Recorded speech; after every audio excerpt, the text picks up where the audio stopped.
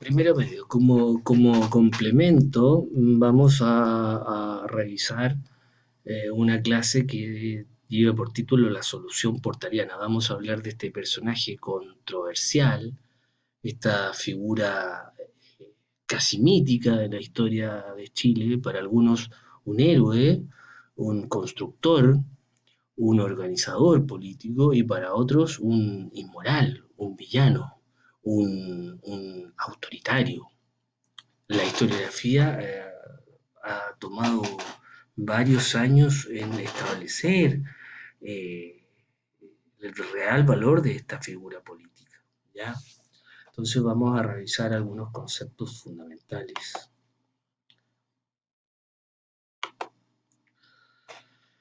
Algunas, algunas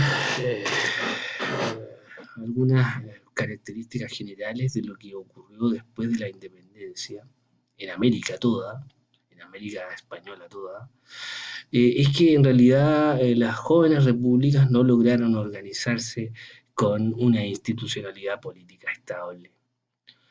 Cada una de ellas pasó por un periodo de desorganización política, de guerras civiles, de guerras con sus vecinos, de caudillismos, que le impidieron mantenerse estable y convertirse en estados en forma, hasta algunas, en el caso de Colombia, Venezuela, hasta el siglo XX, ¿ya?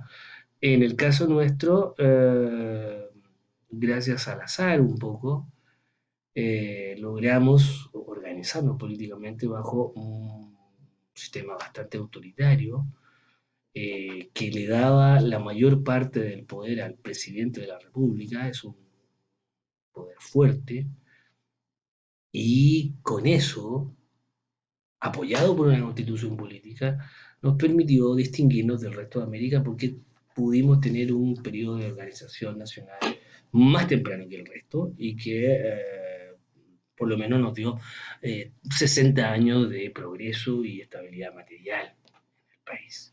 ¿Ya?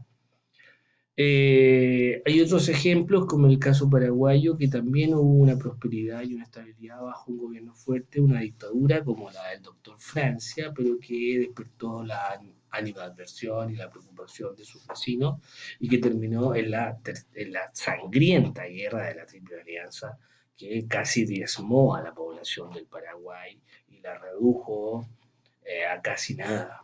¿Ya? Paraguay tuvo que enfrentar a Uruguay, Argentina y Brasil al mismo tiempo.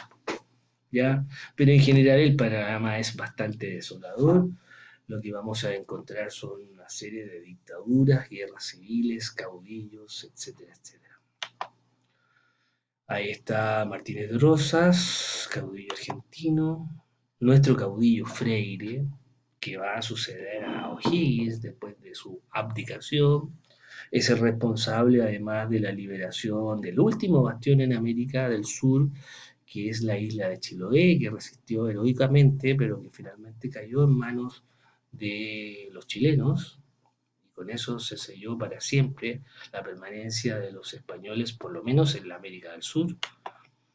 ¿Y cuál es la situación del continente? Repasemos caudillismos, líderes políticos y líderes militares que conservaban sus tropas y de vez en cuando, de cuando en vez, daban golpes de militares o se tomaban algunas partes del territorio, regionalismo, luchas entre las distintas regiones dentro de los mismos países, principalmente como en el caso de México o Argentina, entre la capital y las provincias, luchas entre cómo organizar la república, algunos iban por repúblicas unitarias y otros por repúblicas federales, guerras civiles entre liberales y conservadores, algunas intervenciones extranjeras como en el caso de México o Haití, problemas fronterizos porque las fronteras no estaban bien determinadas, cuando el imperio era y todo el territorio americano le pertenecía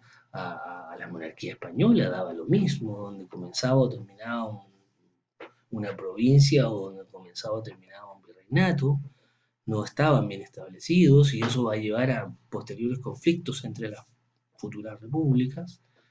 Y en la difícil tarea de la organización económica de la República, bueno, hubo muchos problemas como confusión fiscal, bancarrota, las guerras de independencia fueron carísimas en términos materiales y humanos, y obviamente que aparece el fantasma de la deuda externa, que va a ser común a todos los países, principalmente con acreedores británicos. Cuando aparece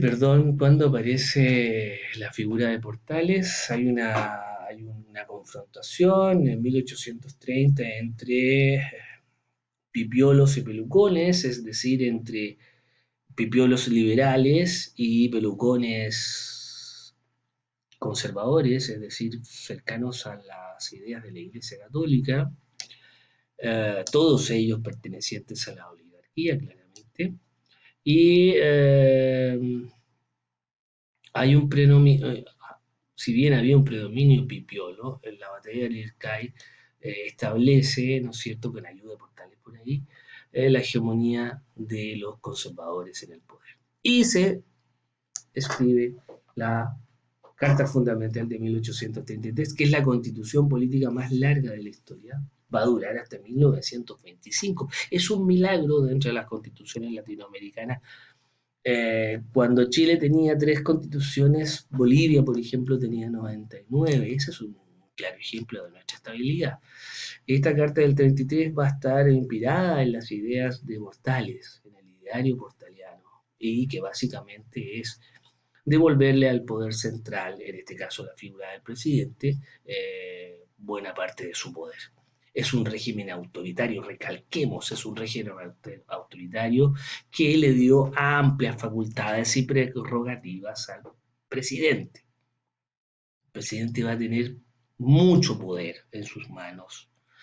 Centralizó el ejercicio del poder y subordinó la libertad al orden. Se prefirió el orden a la libertad, que era lo que buscaban los liberales, los piolos, y que lo habían manifestado en la Constitución Política de 1828. ¿Ya? Una restauración entonces bajo formas republicanas, se mantenía el voto censitario y la alternancia en el poder, por lo cual podíamos estar frente a una república, pero sí se restauró el viejo orden colonial. ¿Qué quiere decir eso? Según Alberto Edwards, lo que hace Portales tan brillantemente, Alberto Edwards es un ensayista muy importante, Portales lo único que hace es traer una vieja idea como una idea nueva, es decir, reemplaza al rey por un presidente de la República, con la única diferencia de que hay voto censitario y de que hay cierta alternancia en el poder. ¿Ya? La Constitución del 33, ¿por qué es importante? Bueno, porque establece el territorio nacional que va desde el descampado de Atacama hasta el sur, Cabo de Hornos, y de la cordillera hasta el mar Pacífico, incluyendo el archipiélago de Chiloé. Ojo con el descampado de Atacama porque nos traerá conflictos posteriormente con Perú y Bolivia. Lo que hablábamos de gobierno, o sea, de conflictos territoriales, ¿ya? El gobierno se llama popular, representativo, y la soberanía reside esencialmente en la nación, que la delega, por lo tanto, es parte del ideario liberal, aunque, ojo, porque es muy, muy conservadora. De hecho, pone en el poder a los conservadores. Ahí está el territorio nacional, ¿no es cierto? Muy importante, Chile era muy pequeñito, iba más o menos de esta zona, del Copiapó, hasta acá, hasta Concepción. ¿Por qué? Porque estos territorios eran bolivianos y peruanos, y de esta zona teníamos escaso control porque eran zona mapuche. Fíjense muy bien en este mapa. ¿Ya? Este territorio lo reclamábamos para nosotros, porque habían algunos documentos que decían que era nuestro, pero la verdad es que después desechamos la idea cuando estuvimos a punto de entrar en guerra con Argentina por esos territorios mientras estábamos en conflicto con Perú y Bolivia. Pero eso ya es cosa posterior. La Constitución, a pesar de que Portales no quería mucho a la Iglesia Católica, Eh, la religión quedó como la oficial, católica apostólica romana. Eh, Se prohibía el ejercicio público de otras religiones, pero bueno, excepto en Valparaíso, porque claro, cuando se abrió el comercio había que tener algunos comerciantes ingleses, alemanes, que bueno, no ejercían el catolicismo y se les permitió tener sus cultos privados en la ciudad de Valparaíso, pero en general la iglesia era católica. Va a ser muy importante los conflictos entre la iglesia y el Estado posteriormente. Hay sufragio, es decir, hay derecho a voto, pero solo para las personas mayores de 25 años solteras y 29 años si son casados. Deberían saber leer y escribir y, bueno, presentar algún bien inmueble, alguna casa, alguna propiedad o alguna renta fija o profesión. Ya no cualquiera podía votar. Y ojo con las chiquillas, solo hombres, solo varones. ¿Ya? Por eso se dice que es un sistema censitario. Bueno, se me acaba el tiempo. Quiero que se queden con algunas cosas importantes acá. Principalmente es esto. ¿Ya? La Constitución del 33 establece que el Poder Ejecutivo lo establece, está a cargo del presidente de la República, que dura 5 años, pero puede ser electo por 5 años después. ¿Ya? Eso hizo que tuviéramos gobiernos de 10 años. Los primeros 30 años solamente va a haber tres presidentes, ¿no es cierto? Prieto, Bulnes y Montt, ¿ya? Y lo que le va a dar mucha estabilidad al país. Y el poder legislativo, que está bastante más eh, menospreciado, ¿no es cierto? Está compuesto por un Congreso bicameral, es decir, diputados y senadores, compuesto por 20 senadores que duraban cada uno 9 años y una Cámara de Diputados escogidos por departamentos. La organización territorial del país era distinta.